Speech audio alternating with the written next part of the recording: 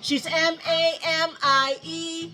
Yes, she believes in me. She reads a story from a book or two. She's M-A-M-I-E. Mammy's Corner! Hello, my littles. Welcome to Mammy's Corner, and I'm Mammy. But you already knew that, didn't you? Mammy being silly now. All right, it is time to do our affirmations. Are you ready to say them out loud with me? Well, let's say them out loud. Let's get that diaphragm of ours up so we can just scream out these affirmations. Are you ready? Let's go. I am loved. Are you loved? You are loved. Who loves you? That's right. God loves you. Who else loves you? Mammy loves you. And don't you forget it. How about the next one? Nope, we got to do it again. We can't skip. Let's do it again. Ready? I am loved. Good job, because you are loved, my littles. Now for the next one. I am good. You are so good, my littles. But let's say it again louder. You ready? I am good. Good job. Now for the last one. I am kind. You are so good and kind, my littles. But let's say it loud one more time. I am kind. Good job, my littles. Now, it is time to get ready for Mammy to read to you, read to you, read to you. It's time for Mammy to read to you, so let's get comfy. All right, so make sure you're in your favorite comfy chair. Or maybe, just maybe, you've got a favorite blankie like Mammy. Get all nice and comfy with the blankie. Or maybe, just maybe, you have a nice comfortable pillow that you want to cuddle up with. Or maybe you have a favorite stuffy that you want to cuddle with. Or maybe a favorite person, since you can't have Mammy.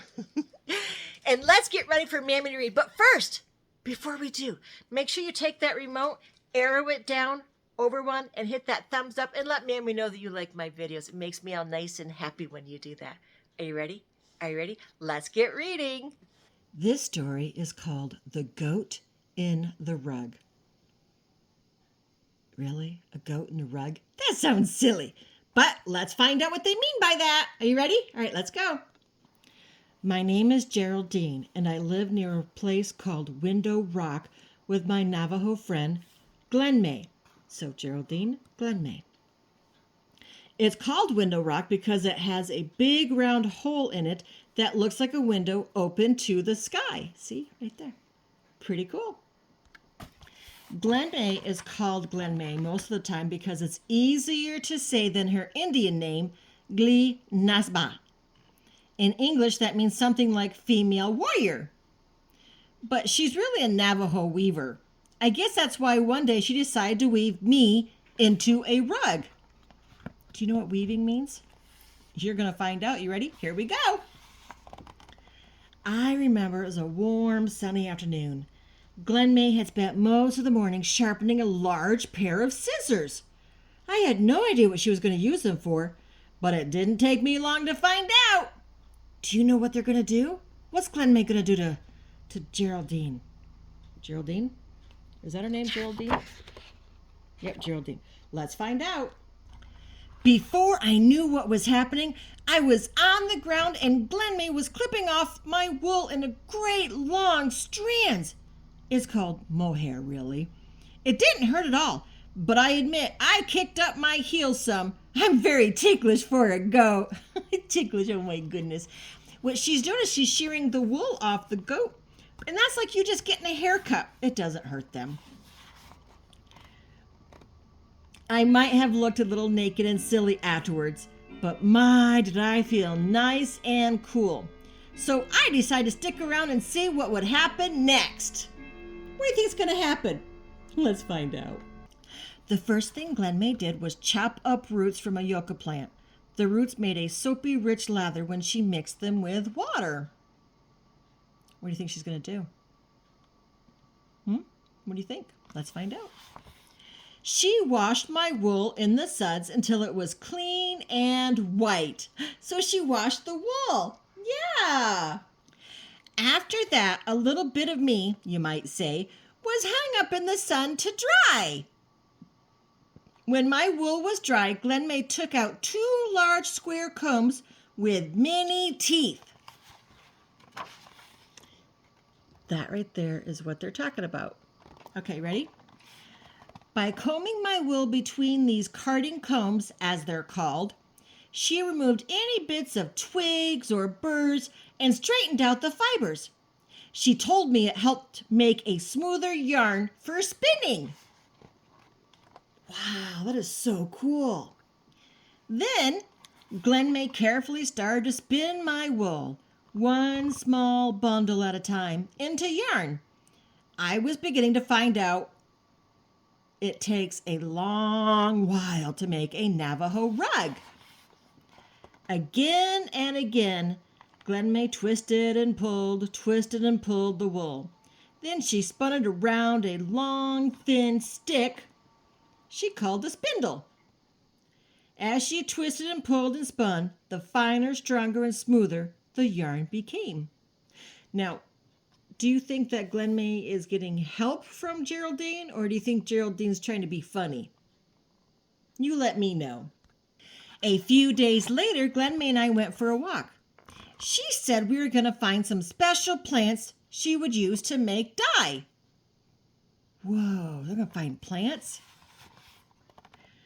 I don't know what dye meant, but it sounded like a picnic to me. I do love to eat plants. That's what got me into trouble. Uh-oh. What'd Geraldine do? Let's find out. While Glenmay was out looking for more plants, I ate every one she had already collected in her bucket. Delicious. Uh-oh. The next day, Glenmay made me stay home while she walked miles to a store. She said the dye she could buy wasn't the same as the kind she makes from plants. But since I'd made such a pig of myself, it would have to do. Oh, poor Glenmay. That wasn't very nice of Geraldine, was it? Oh, my goodness. I was really worried that she would still be angry with me when she got back.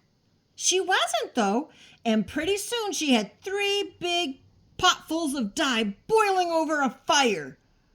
Whoa, look at that. See those 3? Wow. Then I saw what Glenmay had meant by dyeing.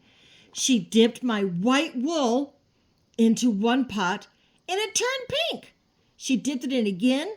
It turned a darker pink. By the time she'd finished dipping it in and out and hung it up to dry, it was a beautiful deep red. Whoa. That took a lot of time. Could you do that? After that, she dyed some of my wool brown and some of it black. I couldn't help wondering if those plants I'd eaten would turn all of me the same colors. Oh my goodness. Geraldine has an imagination. Can you imagine if you ate carrots, you'd turn orange? That's just so silly. Oh my goodness. While I was worrying about that, Glenmay started to make our rug. She took a ball of yarn and wrapped it around and around 2 pools. See? 1, 2. Right there. I lost count when she'd reached 300 wraps. I guess I was too busy thinking about what it would be like to be the only red, white, black, and brown goat at Window Rock. Silly Geraldine. You don't turn colors with the food you eat. Oh my goodness, that's silly. It wasn't long before Glenmay had finished wrapping. Then she hung the poles with the yarn on a big wooden frame. It looked like a picture frame made of logs. She called it a loom. Can you say loom? Loom. See it? Right down there. Loom. That's what that is. That's a loom. After a whole week of getting ready to weave, Glenmay started. She began weaving at the bottom of the loom, then one strand of yarn at a time. Our rug started growing toward the top. Whoa, see? Way down here. A few strands of black, a few of brown, a few of red, in and out, back and forth, until in a few days the pattern of our rug was clear to see. How exciting! Our rug grew very slowly, just as every Navajo weaver before her had done for hundreds and hundreds of years. Glenmay formed a design that would never be duplicated. That means nobody else could make like she did. Isn't that cool? Look at that! Then, at last, the weaving was finished, but not until I checked it quite thoroughly in front. And look at her. That's funny. And in back. There she is back there. Oh my goodness. Did I let Glenmay take our rug off the loom? Aw. There was a lot of me in that rug. I wanted it to be perfect. And it was. Since then, my wool has grown almost long enough for Glenmay and me to make another rug. I hope we do very soon, because, you see, there aren't too many weavers like Glenmay left among the Navajos. Oh, that's sad that we don't have many weavers like that. That's a gorgeous rug. Don't you think so, my littles? And there's only one goat like me, Geraldine. Ah, now this here says this is the true story of a weaver and her goat who lived in the Navajo Nation at Window Rock, Arizona. The end. Did you like that story? An Indian Navajo weaver. She made that blanket or that rug. What? Wow, that took a long time. But it was so cool. Did you like it? Oh, I hope you did. If you did, will you take your remote and arrow down and like that and let me know that you like that? Or maybe share it with your friends and tell your friends about those books. Wow. We need more Navajo weavers, don't we? We do. But anyway, I hope you liked it. That was the end. Okay, so what does Mammy say? That's right. Who loves you? God loves you. That's right. Who else loves you? Shh. Mammy loves you bestest.